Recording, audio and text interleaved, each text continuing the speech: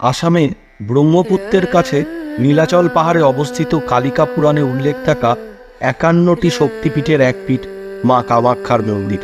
অগম ইতিহাস ছাড়াও যার ঐতিহাসিক সংযোগ পাওয়া যায় 5ম খ্রিস্টাব্দে গুপ্তা সাম্রাজ্যেও। আজ শিলং থেকে ফেরবার সময় দর্শন করব এই মহাশক্তির আরাধ্য স্থানটি।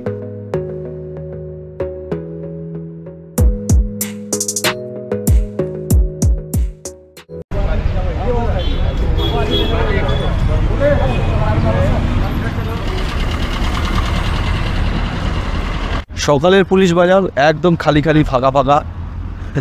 একটু পরেই ভিড়, ট্রাফিক জ্যাম, ক্যাঁ ক্যাঁ ক্যাঁ ক্যাঁ, বাপরে বাপ, প্রচুর প্রচুর ক্রাউডের এরিয়া। ফোর্সের ছোট ট্রাভেলার, তো এই ছোট বাসগুলোই আসে গুয়াহাটি থেকে শিলং অবধি। আজ সকাল 8টার বাসটা পুলিশ বাজার থেকে ছাড়ে টু পাল্টান বাজার, আর দ্বিতীয় বাসটা বারিক পয়েন্ট থেকে ছাড়ে। এই আমরা উঠে বসে পড়েছি, যে সব সিটি ফাঁকা, একটা উঠলে বসলেই হলো। আমরা যখন উঠেছি কেউ কোনো প্যাসেঞ্জার নেই, আমরা নিজেদের ইচ্ছা মতন সিট সিলেক্ট করে 8টাও বাজে, যেখানে জানলাটা বড় দেখেছি সেখানে বসেছি। गुवाहाटी से कब छोड़ता है ये बस? गुवाहाटी में सुबह ना, मैंने टाइमिंग क्या है? सुबह में 7 बजे और शाम 2 बजे। शाम को 2 बजे। अरे फेयर कितना है, मतलब मैंने भाड़ा कितना? 200। সকাল 8টা নির্দিষ্ট সময়ে ছাড়লো আমাদের বাস। শিলং থেকে গুয়াহাটি সব থেকে কম খরচে যাতায়াত করার উপায় হলো মেঘালয় ট্রান্সপোর্ট কর্পোরেশনের এই ট্রাভেলার বাসগুলোর।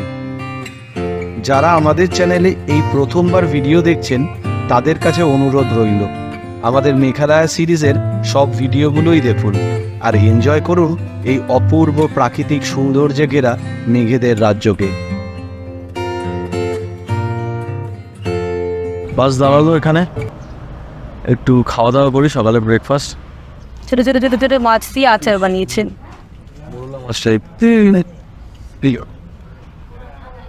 তুই যে উপরে গুলো তাই মাছ দিয়ে। আমি একবার চিকেনের আচার খেয়েছিলাম।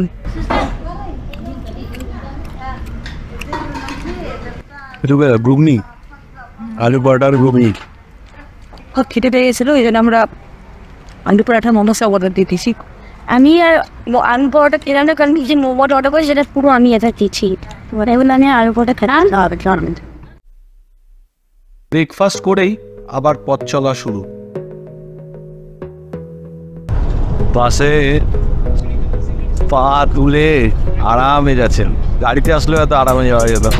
ফাঁকা বাস, যে যেখানে ইচ্ছা বসে। প্রায় 3.5 ঘন্টা লাগবে মনে হচ্ছে।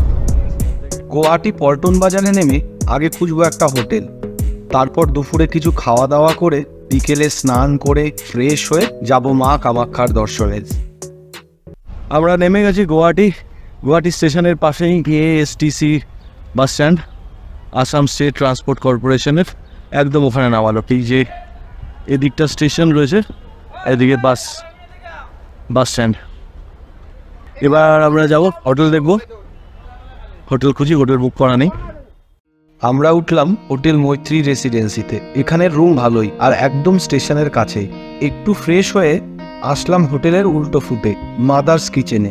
এখানে স্টেশনের কাছে অনেক খাবার অপশন, তবে এই রেস্টুরেন্টটি পরিষ্কার আর খাবার দাবারও যথেষ্ট সুস্বাদু। কিছু ভাবছি না, ওয়েট করছি। পেয়েছে না? ঠিক আছে, মাঝখানে নেমে খেয়েছিলাম, যে অতটাও খিদে পাইনি।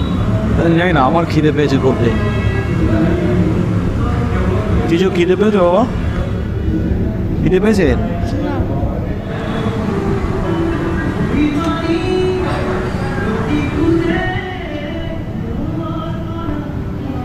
তবে দেখো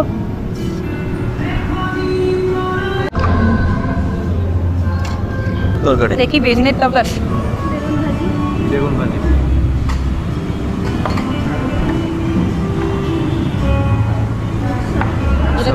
পটলের তরকারি। আলু তো বাচ্চাটা খাবেই না, ভালো হচ্ছে।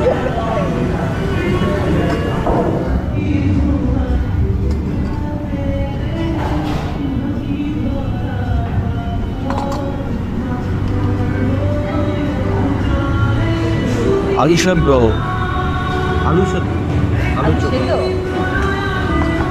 ডাল আলু সেদ্ধ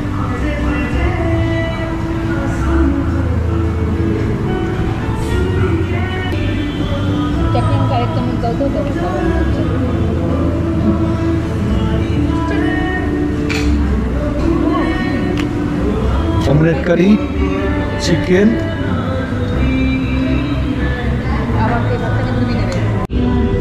খুব কোয়ালিটি ভালো, ডালটাও খুব ঠিক। আর এমনি রাইস আর চিকেন কারি, চিকেন কেমন হওয়া একদম বাড়ির মতো সুন্দর কষা আর নরম হয়েছে। বাড়ির মতন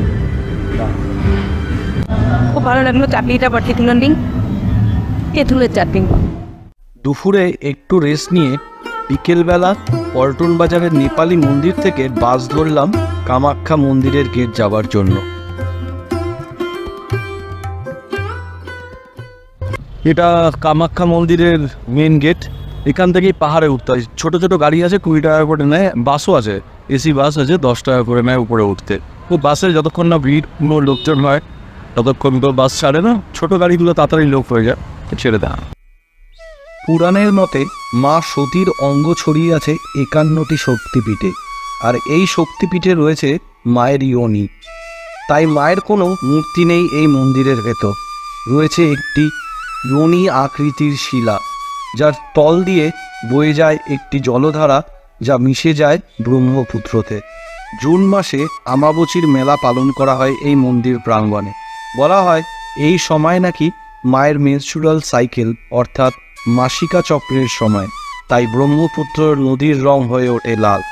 ইতিহাস দেখলে এই মন্দির নির্মাণের যোগ পাওয়া যায় 5ম খ্রিস্টাব্দে গুপ্তা সাম্রাজ্যের সময়, কিন্তু সেই নির্মাণ ক্ষতিগ্রস্ত হয় বাইরের আক্রমণকারীদের জন্য। 1665 সাল অহোম রাজ্যে কোচ রাজা নরনারায়ণ গড়ে তোলে এখনকার কামাখ্যা মন্দির। ইতিহাসবিদরা বলে প্রাচীন সময়ে খাসি আর গারো মানুষদের ধর্মীয় বলিদানের জায়গা ছিল এখানে। তারা পুজো করত খাসি দেবী কামাখ্যা দেবীর। হয়তো তার নামেই এই কামাখ্যা মন্দির।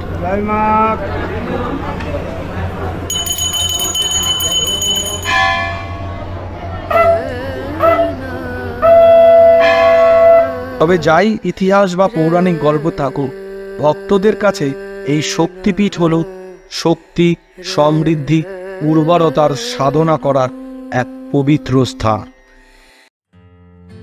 মা কামাখ্যার দর্শন সেরে ফিরলাম ব্রহ্মপুত্রের কাছে। এখানে সূর্য অস্ত্র দেখতে লঞ্চ ভাড়া পাওয়া যায়, আর ব্রহ্মপুত্র পার করা যায় রোপওয়ে চড়ে। দুটোর একটাও আজ করব না, তোলা থাক গুয়াহাটির অন্য কোনো ট্রিপের জন্য, কারণ আজ আকাশ মেঘলা, আর রোপওয়েতে যা লাইন, অন্ধকার এমনি হয়ে যাবে। অন্ধকার হয়ে গেলে বরং পল্টন বাজারে গিয়ে শপিং করি, কারণ কাল কলকাতা ফিরে যাব। আমাদের মেঘালয় সিরিজ এখানেই সমাপ্ত করব।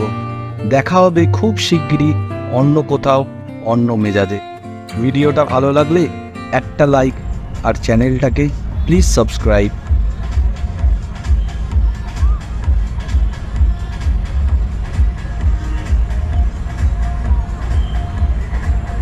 And now what we have decided is to go to the market. Let's see if we can buy something. You know, Assam is very famous for mekhela.